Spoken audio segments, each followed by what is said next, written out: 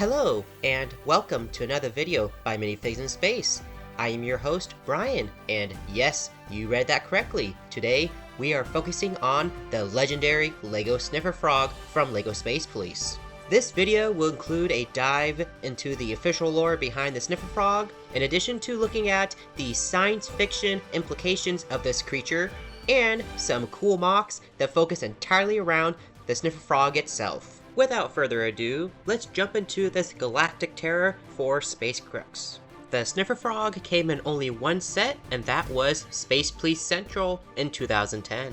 The name Sniffer Frog comes from a sticker on the storage crate for said frog. And it would be easy to say that is all of the lore we know of for the Sniffer Frog. But let's pause and think about this a little deeper. This is a Sniffer Frog, which means it takes the role of a police dog here on Earth that sniffs out crooks. And what could be the benefit, you ask? Well, think about it this way. This is a small amphibian, which means it can get into smaller spaces than a dog, and, unlike a dog, can survive underwater for extended periods.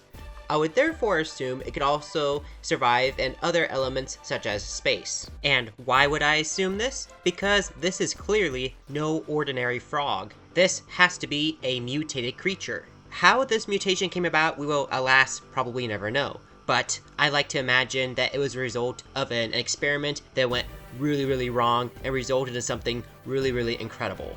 After learning about the Sniffer Frog, I had one burning question. Can real frogs actually smell? A quick Google search essentially told me that they can stink.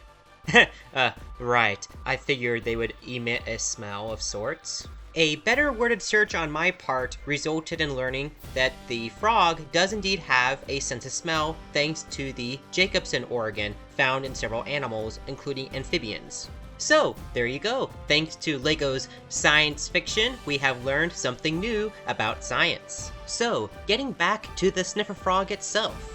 Thanks to a commenter on a video a couple weeks ago, you can find the credit in the description below, I'm entertaining the idea of all three Space Police factions existing at the same time, just with different roles. Even though the Sniffer Frog was brought to us by Space Police 3, I was contemplating which variant of the Space Police would best suit the Sniffer Frog. Since one was greener than the rest, I decided to go with that for the color scheme of my Sniffer Frog MOCs. Congratulations, Space Police 2, you have been the official designated manager of the Sniffer Frog Detection Services. Now, of course, I couldn't help but give a little upgrade to my Space Police 2 unit, and there you go, now they look more modern. And with all that out of the way, we are moving on to the Space Police 2 Sniffer Frog MOCs, starting with the ribot.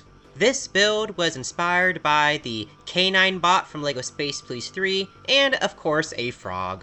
Since dogs are intelligent, and the Sniffer Frog took the place of a dog, I'm assuming that it has enough smarts to operate machinery, including this frog-like mech. Now, is this train of logic a bit of a stretch?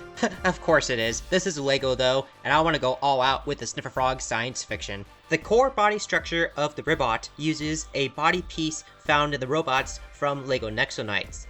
Other than that, I think the rest of it is pretty straightforward to assemble.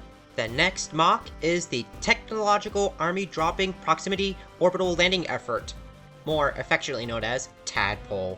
In case you haven't pieced it all together, this is a Sniffer Frog transporter, a satellite sort of vehicle that can drop Sniffer Frogs onto planets to hunt down crooks. Flipping it over, you can see that these are flick-fire missiles, and rotating it back over, this is how you disengage the frog pod.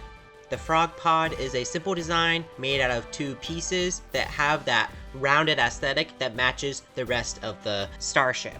I won't go into the details of how it is constructed because I think it is pretty basic, but it is built around two 1x1 bricks with studs on all four sides. And in case the jobs get too demanding for the ribot, well, it is time to upgrade to the Sniffer Tanker. Space crooks on the run to hiding have no chance against this huge Sniffer Frog battle machine. Now, because this is a more complex build, I am going to show you some of the building techniques I used, but for the sake of time, we are going to speed things up. But if you want to try replicating any of these yourself, feel free to pause the video at any point and do so. For me, the most challenging part was designing the rear legs because I wanted them to look like a frog. Oh, and the top turret section also rotates around. Hopefully, with this technological development, the space police are able to keep the crooks better under control. And next, we have a larger space police build, and this is an amphibious rover for transporting sniffer frogs. It is able to have the ribot in the back, in addition to a very special crate that transports said sniffer frogs in a secured fashion.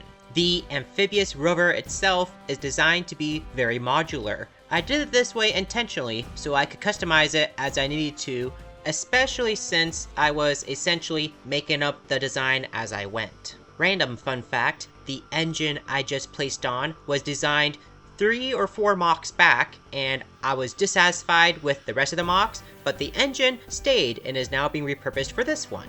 And all we have left is to add the driver and the cargo. With that, my friends, we have come to the conclusion of today's video.